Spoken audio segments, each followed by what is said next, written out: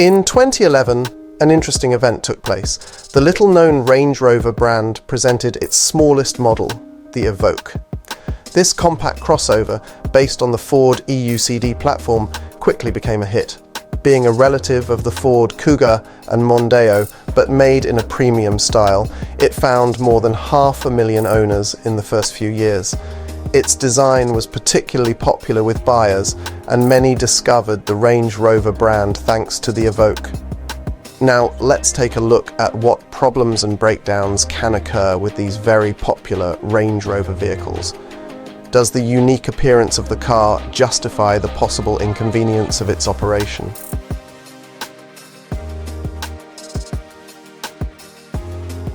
The Evoque continues to impress with its stylish appearance compared to other compact crossovers even over time. Thanks to high-quality body paint, possible scratches from stones do not become visible. The bumpers and wing covers are securely fastened, which allows them to retain their original appearance even after driving in difficult conditions, thanks to minimal overhangs. Thus, the Evoque's space design is harmoniously combined with decent off-road capability, of course, provided the owner uses it carefully.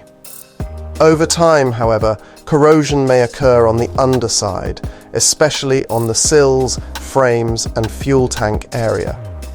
Dirt and chemicals that collect under the plastic sill plates can cause rusting. These trims are attached to simple pipes with brackets that can become severely corroded over time. It is recommended to periodically remove these trims to clean the sills, and in some cases it may be necessary to repair the metal frame of the trims.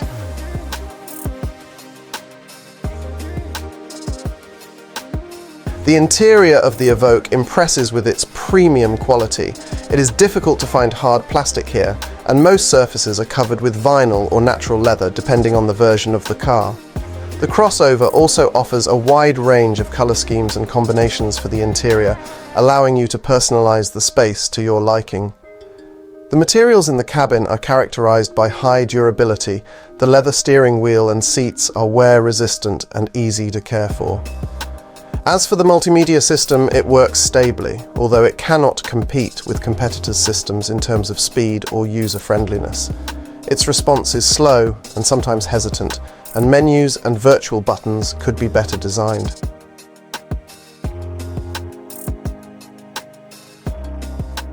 If you have the cabin filter replaced by a non-specialized service, there is a risk that you will face a problem after the engine starts. An automatic transmission error message may appear on the instrument panel display. This applies to Evoque models with a 6-speed automatic transmission. Next to the cabin filter is the fuse box, which houses a small battery that powers the automatic transmission selector. This battery allows you to activate the neutral mode during service. The main function of this battery is to help in cases where the main battery is not working, allowing the selector to move to the desired position. When replacing the cabin filter, it is common to disconnect both cables from this battery for convenience, which simply pushes against the pole contacts. However, if this is the first time a mechanic is performing this procedure, they may forget to put the cables back in place, resulting in an automatic transmission error being displayed on your Evoque.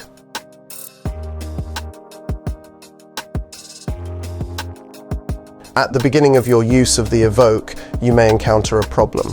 The automatic transmission selector may become stuck, preventing you from moving the lever into drive. This is usually due to cracks in the soldering of the resistors on the electronic board under the selector. The problem can be solved with a soldering iron. However, before that, you need to remove and disassemble the selector itself, which is not a difficult process. If the selector is locked, you will not be able to engage either forward or reverse. Another feature of Evoque models with a 6-speed automatic transmission is that it is impossible to engage neutral in service mode because the selector cannot be turned. In this case, you will need to dismantle the selector, open it and fix the problem with the lock. Disassembling the selector on the Evoque is usually faster and easier than on larger Range Rover models, but it still requires some effort. If you're not up to the task, you may need to call a tow truck, ideally with a manipulator if you can't activate neutral.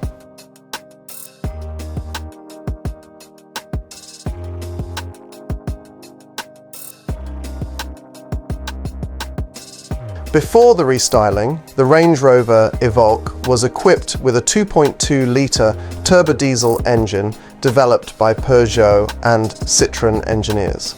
This engine came to the Evoque through a partnership with Ford when Land Rover was part of the Ford Corporation. It is often said that the engine was developed under the auspices of Ford, but in fact it is the product of French engineers. This engine is available in two power options, 150 and 190 horsepower, where the difference between them comes down to firmware. The 150 version can be easily flashed to 190 and above by accessing alternative firmware. The 2.2-litre diesel engine has proven to be extremely reliable, capable of serving up to 500,000 kilometres. It has a cast iron cylinder block and combined timing drive, which is typical of Peugeot diesels from the early 2000s, and the two camshafts are connected by a short chain to the crankshaft via a timing belt, which usually needs to be changed every 120,000 kilometres, especially if a non-original belt was installed. The belt is usually changed together with the water pump it drives. Occasional but not frequent problems with this engine include a crack in the air pipe to the intercooler and coking of the turbine geometry servo foot, which leads to a loss of power. It is important to lubricate the turbine actuator linkage regularly and to accelerate the engine to high speeds from time to time to avoid wear and tear on the components. Unfortunately, the original geometry servo is not sold separately, and alternative Chinese replacements are often unreliable. Diesel Evoques are also often plagued by oil leakage problems, especially near the rear crankshaft oil seal and the fifth crankshaft support located underneath.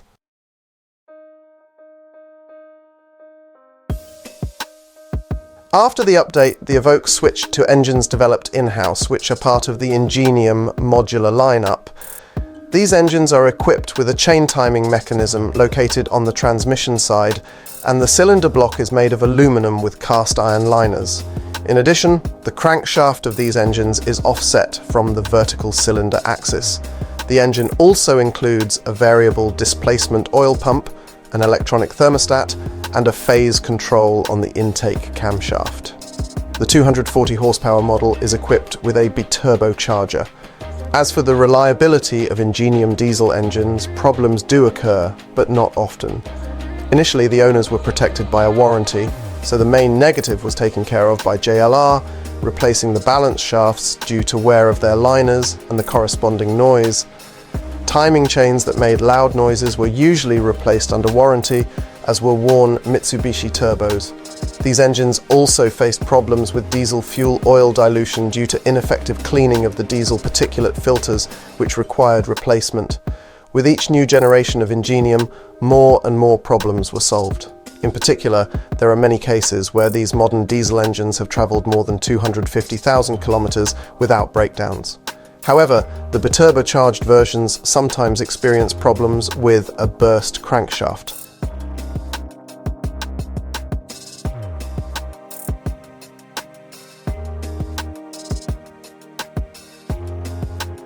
Early versions of the Evoque used Ford's controversial 2-litre EcoBoost gasoline turbo engine.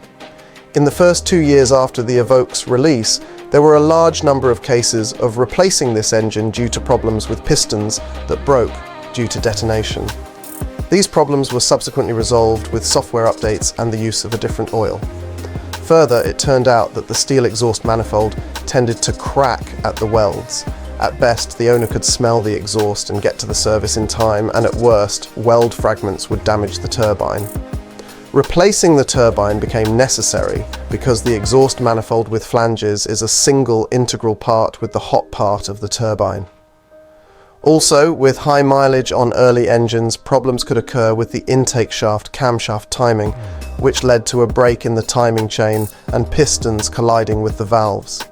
This occurred when the owner ignored an atypical engine noise after a cold start.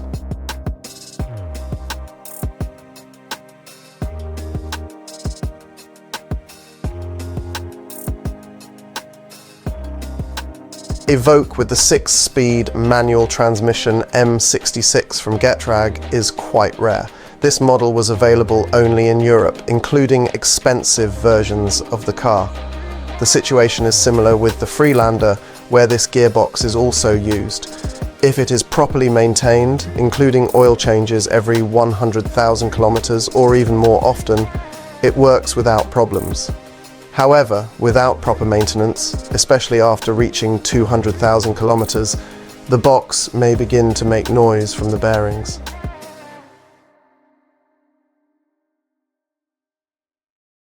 The Aisin TF80 SD 6-speed automatic used in early Evoque models is considered extremely reliable and problem-resistant.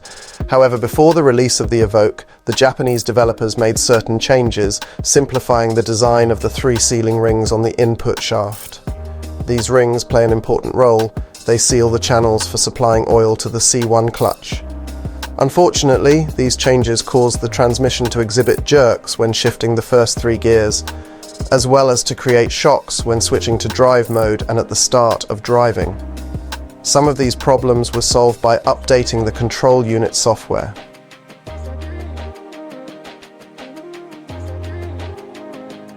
The 9-speed automatic transmission ZF9 HP48 appeared not only on the updated models, but also paired with a 2.2-litre diesel engine made in France. This transmission proved to be quite popular and was adapted for use in a variety of vehicles around the world, including such brands as Honda, Chrysler and Fiat. The Evoque was one of the first to receive this technology. During the warranty period, many of these transmissions had to be replaced due to their tendency to fail prematurely.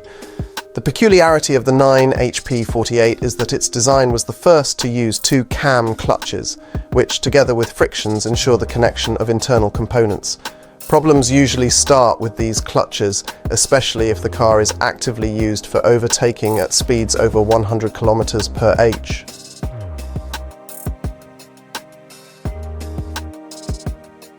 The Evoque's suspension is renowned for its reliability and durability, especially when the vehicle is not used for off-road driving or spending nights on the curb. Most of the suspension components can be interchanged with those used in Freelander, as well as in some Ford and Volvo models, as they are developed on a common platform. It is worth noting that the original Evoque front alloy arms are equipped with a ball joint, which usually does not require replacement. In the Freelander model, a steel lever with a riveted ball bearing is used, but these levers can be interchanged by the attachment points. The rear wheel of the Evoque suspension is suspended on 3 arms using the McPherson system and has rather small silent blocks. Typically these elements last just over 120,000 kilometers.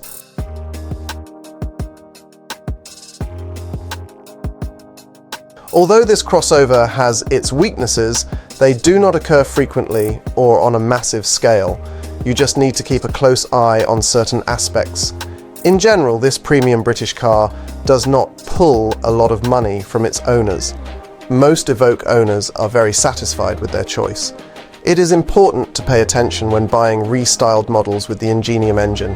They should be checked by a professional service. These engines, unlike older models, are less familiar to universal car services, so they require more detailed diagnostics.